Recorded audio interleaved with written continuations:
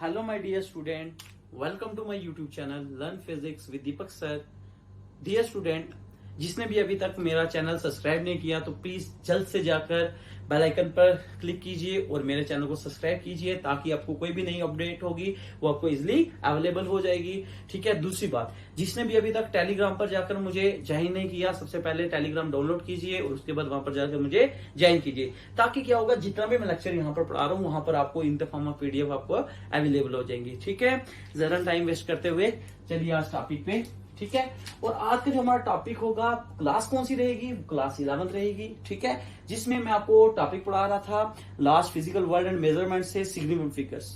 अब significant figures आपको मैं पढ़ा चुका था, उसका जो रेस्ट ऑफ दीज अगर प्रॉब्लम्स रहती हैं वो आप खुद डिस्कस कीजिए। अगर कोई आपको प्रॉब्लम आ जाती है तो वो कमेंट बॉक्स में जाकर कमेंट कीजिए। ठीक है।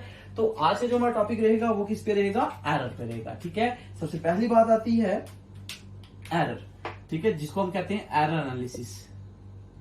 तो अगर आपसे कोई पूछे कि what do you mean by error, क्या होते हैं एरर, तो एरर का आपको लेमैन लैंग्वेज में पता होना चाहिए कि एरर को बोलते क्या है। एरर को क्या बोलते हैं लेमैन लैंग्वेज में, गलती, है ना। तो गलती कैसी होती है, विच मीन्स आपको कोई चीज बोली जाती है वो नहीं करते, जो आप करते हो उन दोनों के बीच में डिफरेंस देखा जाता है, उसी को हम क्या बोलते हैं, एरर कहते हैं। विच मीन्स यहां पर कहने का मतलब क्या हुआ कि it is a difference. Error का मतलब क्या हो गया, ये बेसिकली क्या है, डिफरेंस है किस किस के बीच में, ट्रू वैल्यू और मेजर्ड वैल्यू। हम ऐसा कह सकते हैं it is a difference between true value and measured value is called as, हम क्या बोलेंगे उसको, एरर। हम कह सकते हैं यहां पर it is the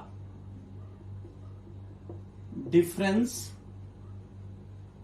between true value and measured value, which mean TV and MV. ठीक है। टीवी नहीं मान समझना इसको, true value and measured value, इन दोनों के बीच का जो डिफरेंस होगा उसी को हम क्या कहेंगे, एरर कहेंगे। दैट इज, हम कह सकते हैं error is equal to TV minus M dot V. अब इसको मैं एग्जांपल देके समझाता हूं कैसे। सपोज कीजिए, एग्जांपल के तौर पे सपोज कीजिए मेरी मदर ने मुझे कहा कि बाजार जाओ दीपक। मैं क्या करता हूं, बाजार जाता हूं। ठीक है। मुझे कहा जाता है कि आज आलू घर में खत्म हो गए हैं, पटाटो जिसको आप इंग्लिश में बोलोगे, मुझे इंग्लिश थोड़ी कम आती है। तो मान लीजिए बोलते हैं मम्मी की 1 kg आप आलू ले आओ, 1 kg पटाटो। तो मैं क्या करता हूं, जब बाजार जाता हूं तो वहां पर जाकर मैं क्या करता हूं, बोलता हूं अंकल जी आधा किलो पटाटो दे दो, क्योंकि मैं भुलक्कड़ हूं ना बहुत बड़ा, मुझे कुछ पता है, याद ही नहीं रहता। तो अब क्या कहा, घर वालों ने मुझे कहा था 1 kg, विच मीन्स ये ट्रू वैल्यू थी। जो मदर मेरी ने कहा था कि ये आलू लाने हैं आपको बाजार से, बट मैंने क्या कर दिया, आधा किलो ले आया। तो विच मीन ट्रू वैल्यू ये आ गई और ये मैंने मेजर्ड वैल्यू ली। अब इन दोनों के बीच का जो डिफरेंस होगा वही मैंने गलती की होगी। समझ लो ना भाई, मान लो मैंने ट्रू वैल्यू मुझे कुछ मदर ने दी, मैंने मेजर्ड वैल्यू ले ली अंकल से। अब मेरे पास जो गलती की कितने की, 1 kg minus half kg give us half kg। तो मैंने जो गलती की वो आधा किलो की ना।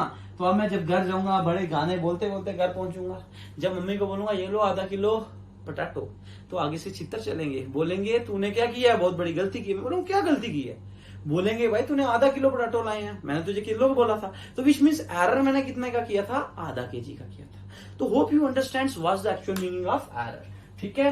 आपको इस एग्जांपल से अच्छे से समझ आया होगा। ठीक है। अब हम बात करते हैं एरर को जो क्लासिफाई किया गया, एरर की जो टाइप्स हैं, कितने टाइप्स के एरर होते हैं बेसिकली। अगर हम बात करें तो एरर की मेन जो क्लासिफिकेशन है, जो टाइप्स हैं वो 2 हैं। एक को कहते हैं हम सिस्टमैटिक एरर, एक को कहते हैं हम रैंडम एरर। तो हम यहां से ये कह सकते हैं error can be classified into 2 ways. ठीक है। एक को मैंने क्या नाम दे दिया, सिस्टमैटिक एरर। ठीक है, SYSTMATIC। ठीक है। दूसरे को मैंने क्या बोला, रैंडम एरर। देखिए बच्चे, सिस्टमैटिक एरर कैसे एरर होते हैं, जो रिमूवेबल एरर होते हैं, जिन्हें हम रिमूव इजिली कर सकते हैं। ठीक है। तो हम यहां से कह सकते हैं सिस्टमैटिक एरर वो होंगे जो सिस्टमैटिकल एरर से किए जाए, जिनको हम ठीक कर सकते हैं, जिसे हम सुधार सकते हैं, उन एरर को कहते हैं सिस्टमैटिक एरर। मतलब removable error is also called as systematic error. But random error क्या होगी, जिनको आप पता ही नहीं है, एक ऐसी एरर होगी भाई जिसको हम आप निकालते बैठोगे तो पता नहीं कितनी बारी ऑब्जर्वेशन आप ले बैठोगे। तो हम यहां से कह सकते हैं जो अननोन एरर, मतलब कॉस्टली अननोन, जिसको हम पता ना हो। और दूसरी बात इसको हम ये भी कह सकते हैं एक्सीडेंटल एरर, जो एक्सीडेंटली हो जाए। सपोज करो आप चला रहे हो गाड़ी, भगवान ना करे ऐसा हो, क्या होता है कि हम कोई भी इंसान गाड़ी चला रहा है, ब्रेक फेल हो जाती है, क्या उसको पता था ये एरर होगा? पता नहीं ना था, तो that error is called as random error ना। तो रैंडमली कोई भी हो जाएगा, अगर उसको सुधारना पड़ेगा तो आपको बार बार एक्सीडेंट करना पड़ेगा। जब बार बार एक्सीडेंट करोगे तो पता चलेगा किस वजह से हमारा एक्सीडेंट हो रहा है। तो उससे आप क्या कर सकते हो, इसे ठीक करने के लिए काफी ज्यादा मतलब आपको नंबर ऑफ ऑब्जर्वेशन लेनी पड़ेंगी, तब जाके आप रैंडम एरर को फाइंड कर सकते हो। तो होप कि आपको समझ आ रहा होगा कि दीपक सर कह रहे क्या है। देखो सिस्टमैटिक एरर एक ऐसी एरर होंगे जो रिमूवेबल होंगे। जैसे आप मान लो आप छोटी क्लासेस में कोई एक्सपेरिमेंट करते हो, जैसे वर्नर कैलिपर का किया होगा, आपने किया होगा, मतलब किसमें किया होगा, सॉरी वो सिंपल पेंडुलम का किया होगा। तो उसमें आप अपनी मर्जी से एक धागा और थ्रेड लेके और साथ में एक बॉब बांध लेते हो, तो उसमें थोड़ी बहुत ही वैल्यूज में वेरिएशन आती है, तो आप बोलते हो ये हम एज्यूम कर देते हैं, इससे हम माइनस कर सकते हैं। विच मींस हम इसको क्या करेंगे, जो सिस्टमैटिक एरर होंगे इसको हम ऐड कर सकते हैं इस चीज को, या क्या कर सकते हैं, सब्ट्रैक्ट कर सकते हैं। ये दो चीज करके हम कह सकते हैं उन एरर को ठीक कर सकते हैं। तो सिस्टमैटिक एरर वो एरर होंगे जो रिमूवेबल एरर होंगे, ठीक है। और रैंडम एरर कौन से होंगे, मैंने क्या बोला, जो अननोन होंगे, जो हमें पता नहीं होंगे, जो एक्सीडेंटली हो जाएंगे, पता ही नहीं कभी भी हो सकते हैं वो। और इन एरर्स को अगर हमें ठीक करने बैठेंगे तो हम, मैंने क्या बोला, नंबर ऑफ ऑब्जर्व वैल्यू निकालनी पड़ेगी काफी ज्यादा। तो जब नंबर ऑफ ऑब्जर्व वैल्यू होगी तब जाके आप इस एरर को फाइंड कर सकते हो, ठीक है डियर स्टूडेंट। आपको ये दो टाइप समझ आई होंगी कि किस तरीके से मैंने कहा आपको रैंडम एरर क्या होता है और सिस्टमैटिक एरर क्या होता है। तो एरर आपको समझ आया होगा, it is the difference between true value and measured value. तो डियर स्टूडेंट आपको एग्जाम में ऐसा हो सकता है कि एक नंबर की डेफिनेशन आ जाए और इसमें एक और टर्म आती है जिसे हम कहते हैं मेजरमेंट्स, ठीक है। अब दूसरा टर्म आपको समझना है कि what do you mean by measurements, ठीक है। इसको मैं अपनी लैंग्वेज में समझाऊंगा, मेजरमेंट। थोड़ा स्पेलिंग मिस्टेक हो सकती है डियर, ठीक है। MEASUREMENT, ठीक है, हंसना मत। देखो मेजरमेंट्स है तो मैं बोल रहा हूं, देखो आपको पता है इस जूरी के अंदर जो है वो 2G चल रहा है, तो उसके लिए आपको प्रॉब्लम्स भी क्रिएट होती होंगी, इसलिए मैं एक एक वर्ड बोल रहा हूँ, रिपीट कर रहा हूँ ज्यादा टाइम्स, ठीक है। तो मेजरमेंट्स में आपको दो समझनी है, टर्म्स दो समझनी है, ठीक है। आपके पास एक आता है एक्यूरेट, एक्यूरेट, ACCOURAT, एक्यूरेट, और दूसरा आता है प्रिसाइज। अब एक्यूरेट किसे कहेंगे और प्रिसाइज किसे कहेंगे, मान लीजिए इसके लिए भी आपको थोड़ी लेमैन लैंग्वेज में समझाता हूं। सपोज कीजिए मेरे पापा ने क्या किया, बाहर से एक रॉड लेके आ गए। अगर वो रॉड ले आए हैं जो, अब उन्होंने कहा कि भाई इस रॉड की लेंथ जो है वो 5 सेंटीमीटर है सपोज। अब उन्होंने कहा हम दो भाई हैं, तो पापा ने कहा कि चलो दोनों क्या करो, वैल्यू निकालो इस रॉड की, मेजर करो इसे। तो मैं क्या करता हूं, मिस्टर दीपक शर्मा क्या करते हैं, यहां पर इसकी वैल्यू को कैलकुलेट करने बैठते हैं। तो पहली वैल्यू आ जाती है मेरे पास 5.1, दूसरी आ जाती है 5.2, तीसरी आ जाती है 4.9, फिर आ जाती है 4.8 आ जाती है, 5.0 भी आ जाती है। तो ये कुछ वैल्यूज में निकाल देता हूं, मिस्टर दीपक शर्मा निकालते हैं, DP के लिख दिया मैंने, ठीक है।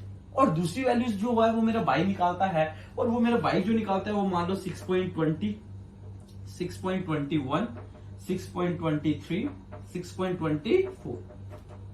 अब देखो एक्यूरेट मेजरमेंट्स कौन सी मेजरमेंट्स होंगी, जो बिल्कुल रिजल्ट्स के पास वाली होंगी, जो क्लोजली टू द रिजल्ट्स होंगी, that measurement is called as accurate measurements.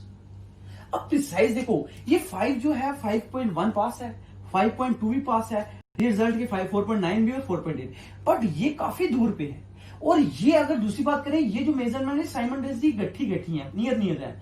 तो ऐसी रिजल्ट्स को हम क्या बोलेंगे, ऐसी मेजरमेंट को क्या बोलेंगे, प्रिसाइज बोलेंगे मेजरमेंट, ठीक है। जो अगर हमारे पास ऑब्जर्व वैल्यू जो आएंगी वो साथ साथ होगी, जैसे 6.20, 3.21 वट एवर हो सकती है, वहां पे 5.20, 5.21 हो।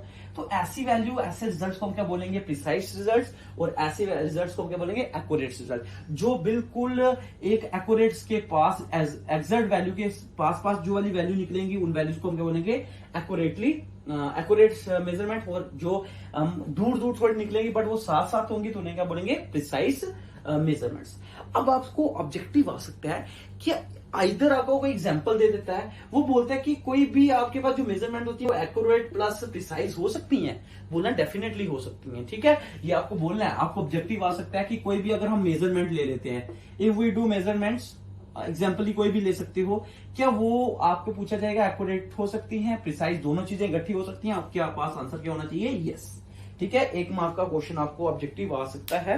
तो अब आपको मेजरमेंट्स का मतलब भी समझ आ गया होगा, जिसमें मैंने एक्यूरेट का मतलब समझा दिया, प्रिसाइज का मतलब समझा दिया, ठीक है।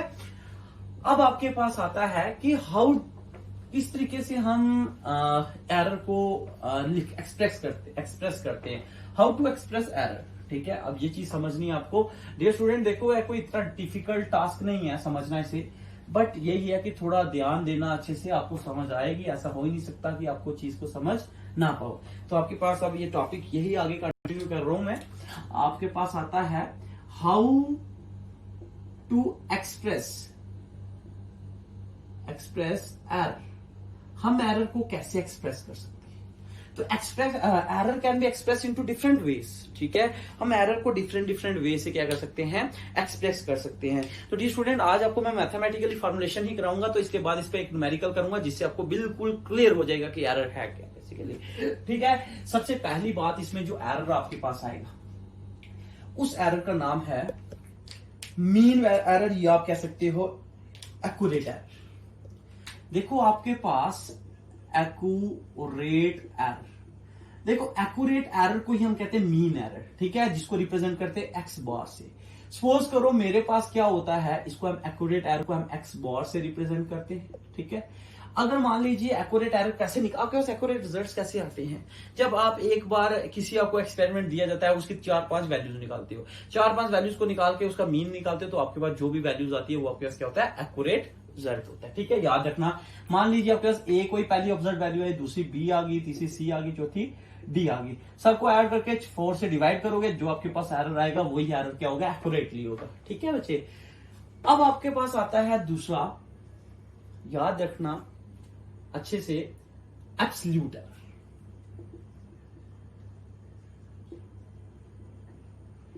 अब क्या होगा आपके पास, याद रखना, एब्सोल्यूट एरर की अगर हम बात करें तो हम इसको रिप्रेजेंट करते हैं डेल्टा एक्स, ठीक है।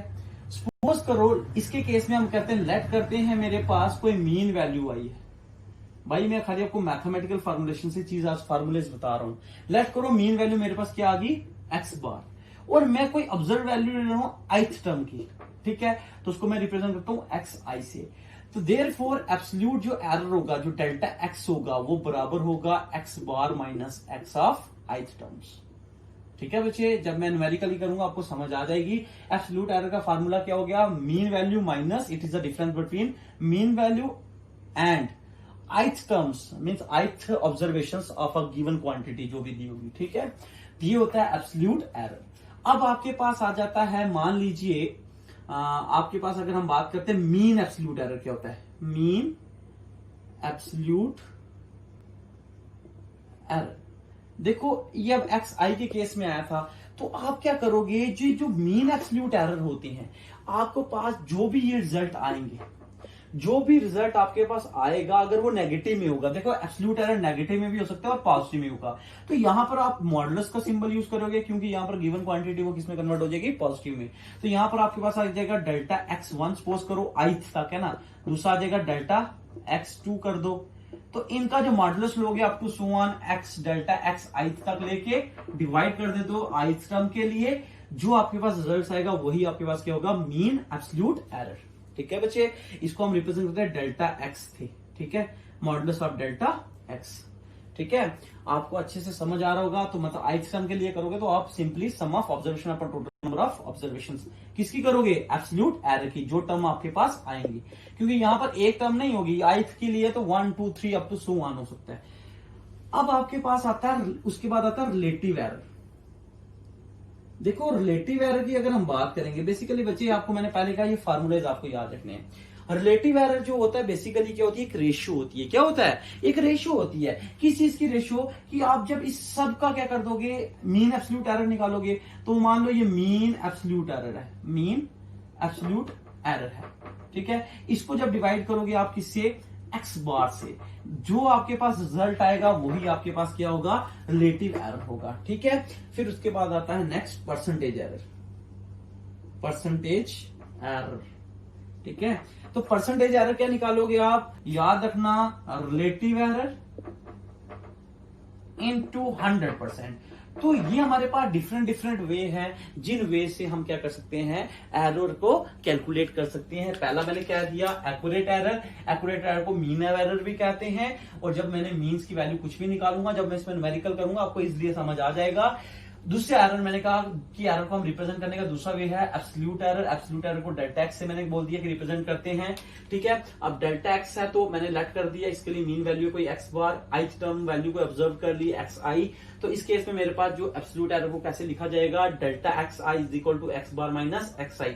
ठीक है, ये जो क्वांटिटीज है कुछ ये जब मैं न्यूमेरिकल करूंगा आपको अच्छे से समझ आएगा। ठीक है, बट इसे आपको आज ये लेक्चर जब पढ़ोगे तो इसको लिख लेना रेफरेंस। मीन एब्सोल्यूट एरर क्या हो गया, इसको डेल्टा एक्स आई से ही हम कर सकते हैं बट मॉडुलस से करते हैं। तो ये एक टर्म आ गई, दूसरी आ गई, तो ith टर्म तक क्या, तो नंबर ऑफ ऑब्जर्वेशन से जब करोगे आपके पास क्या आ जाएगा, मीन एब्सोल्यूट एरर।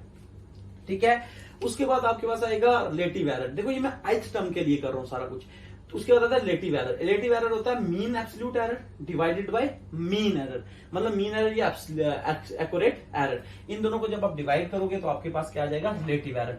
इसी का जो आंसर होगा वो आपको क्या निकालेगा, परसेंटेज एरर। तो परसेंटेज एरर को आप कैसे निकाल सकते हो, रिलेटिव एरर इनटू 100%। तो डियर स्टूडेंट, आज के लेक्चर पे हम एरर यहां तक रखेंगे। This are all about basic error. अब इसी के बेसिस पे हम क्या करेंगे, न्यूमेरिकल करेंगे। जैसे ही मैं न्यूमेरिकल करूंगा वहां पर ये सारे एरर की रिप्रेजेंटेशन आएंगे। तो वहां पर आपको ये फार्मूले याद होने चाहिए कि मीन मैंने क्या बोला था, एब्सोल्यूट एरर क्या कहा था। इसलिए अपनी रफ नोटबुक पे लिख दीजिए और अपना जो भी पेंडिंग वर्क है वो अपना अच्छे से कंप्लीट कर दीजिए। अगर किसी को भी कोई प्रॉब्लम आती है तो मैंने पहले कहा आपको कमेंट कर सकते हो, कमेंट बॉक्स पे जाकर कोई भी तरह की आपको एग्जाम्पल मतलब कोई भी प्रॉब्लम्स आ सकती है। अगर रिलेटेड टू क्वालिटी पिक्चर्स आती है तो एज यू नो दैट कि J&K में हमारे पास 2G चल रहा है, तो 2G की वजह से थोड़ा आपको ब्लर आता होगा, दिखाई कम देता होगा, तो फिर भी कोशिश करो पढ़ने की। Thank you and have a nice day.